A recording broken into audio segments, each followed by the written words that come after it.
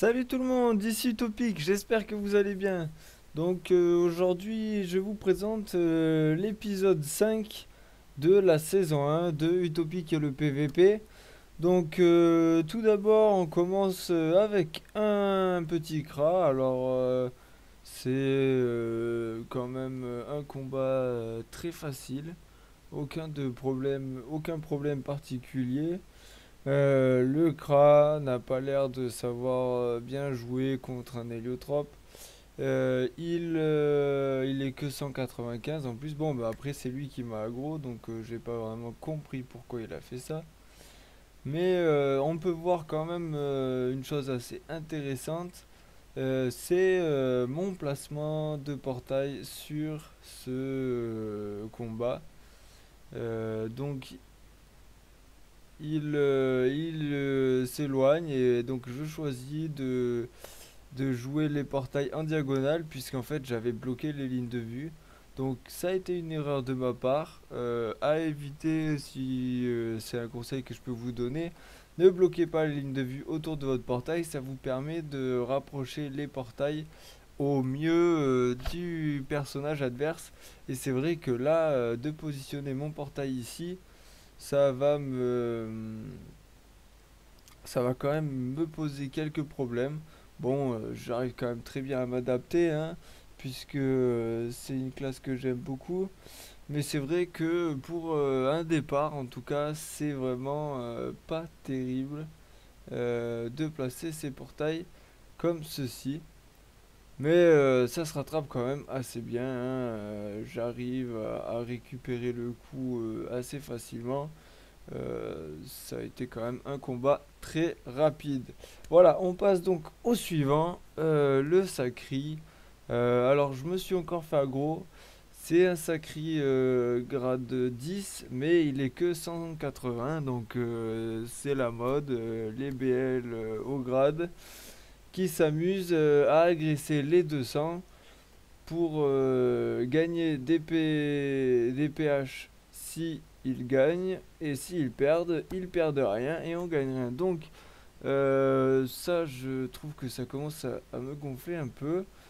J'aimerais bien que nous, on ne puisse pas gagner de PH, mais dans le cas où ce serait donc un, un joueur qui nous agresse, que lui puisse en perdre, ce serait quand même plus juste. Ça éviterait que justement des BL s'amusent à nous agresser en permanence et finalement on passe tout notre temps à se battre contre des BL qui nous font gagner aucun PH.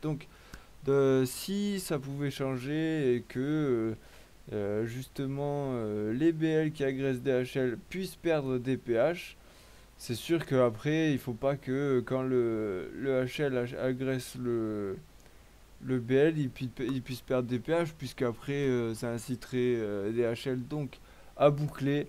Je trouve pas ça non plus, non plus très bien, mais c'est vrai que par contre, les laisser comme ça, c'est vrai que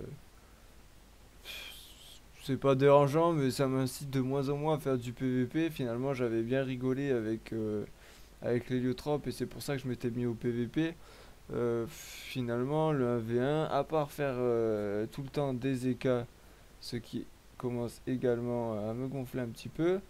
À part voilà full EK ou alors les BL qui nous agressent, notamment plein d'EK, c'est vraiment, je trouve de moins en moins marrant le PVP. Il y a plus grand monde, la plupart des joueurs font du mulage, ils ont des ailes grade 10, mais après ils refusent de les sortir, vraiment plus beaucoup d'intérêt à faire du PVP, je trouve.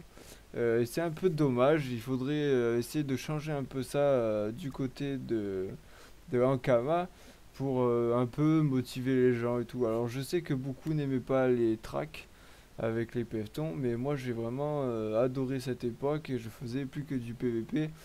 Je pense que ça pourrait être pas mal de les voir revenir puisque ça lancerait un bon coup de boost au PVP sur les serveurs. Après, j'ai entendu plusieurs fois que Ankama ne souhaitait plus remettre ce système de track. Voilà, je trouve ça quand même un peu dommage, mais bon, c'est leur choix et c'est eux qui ont fait qui ont fait le système des agros. Donc voilà. Donc on passe à un combat contre un EK. Alors là vous allez voir que bon, moi je considère que c'est un combat en match nul hein, puisqu'il a dû partir un peu plus tôt. Mais on peut voir un peu tout l'aspect stratégie que l'on peut faire pour fuir ou pour attaquer. C'est vrai que quand même les ZK, c'est particulièrement difficile à gérer, hein, surtout que ils ont plein de PM, ils ont plein de PO, ils peuvent se chance, ils peuvent se soin, ils sont très très forts en PVP, en tout cas la nouvelle version est très forte. C'est vraiment, on essaye de les fuir et on essaie de leur faire le plus de dommages possible tout en essayant donc de les fuir. Très important contre un DK, n'oubliez pas de refermer vos portails parce que ça arrive très vite avec surtout son bonus de PM qu'il arrive à se placer où il faut et qui vous envoie beaucoup de dommages. Donc faites toujours attention à vos portails contre les EK, c'est très important. Mais c'est vrai que après, si on joue safe, ça reste quand même possible de battre les EK, hein. J'avais essayé aussi une technique de rush. Je crois que je vous l'avais montré la semaine dernière. Et c'est vrai que contre certains EK qui se sont mis plutôt en mode soin, la technique de rush, c'est vraiment parfait contre eux. Donc, n'hésitez pas à rush si jamais vous en avez la possibilité. Sinon, c'est vrai que les EK, c'est marrant d'en affronter un ou deux, mais c'est vrai que on retrouve plus que ça en PVP. Et je trouve que ça commence à être un peu embêtant. Enfin, j'aime bien un peu varier les choses. Du coup, c'est pour ça que je commence à faire plus de défis contre d'autres classes, puisque en PVP, finalement, à part si vous aimez taper sur des EK, il y a quand même un petit problème. J'en ai déjà parlé tout à l'heure, je sais, je me répète beaucoup. Donc je vais peut-être faire plus que des défis quasiment avec un aggro de temps en temps quand je trouve intéressant. Mais c'est vrai que voilà, donc les EK c'est un peu toujours le même principe. Ah ben voilà, donc il a quitté. C'était donc il devait partir et puis c'est vrai que le combat a duré longtemps. Moi je partais dans mon coin, je me soignais, lui il partait dans le sien, il se soignait et finalement c'était un combat un peu sans fin. Donc il n'avait pas le temps, il a dû partir. Mais voilà. Donc dernier match et donc contre un panda. Alors vous allez voir que c'est un défi, c'est un ami qui a bien voulu me faire un petit défi contre un panda parce que c'est vrai que en PVP on en trouve pas beaucoup. Euh, on en trouve avec de grosses ailes hein, bien sûr, mais en général c'est du mulage et donc ils restent tout le temps aux apps ou alors ils rangent leurs ailes.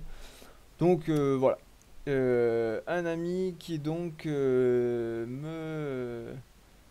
fait faire un défi contre lui pour que je puisse un peu étendre mon niveau de PVP à toutes les classes. Donc c'est super. Ça m'a fait très plaisir de sa part qu'on puisse faire un petit défi comme ça.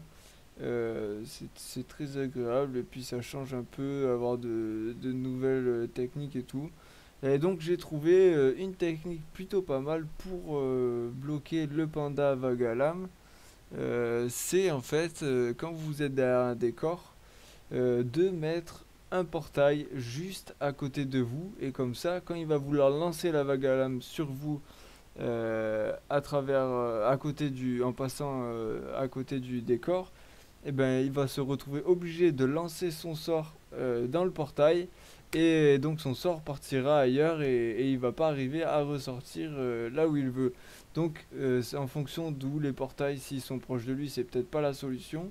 Mais si les portails sont un peu éloignés de lui et qu'il peut pas aller au contact des portails, laisser un portail ouvert à côté de vous, ça l'empêche en tout cas de pouvoir vous lancer des vagues à lame à côté du décor. Alors j'ai trouvé ça très marrant. Je me demandais comment je pouvais esquiver ça. Et donc comme on a fait plusieurs matchs, j'ai donc trouvé cette technique que j'ai trouvé assez drôle. Voilà. Sinon, les pandas sont une classe très forte.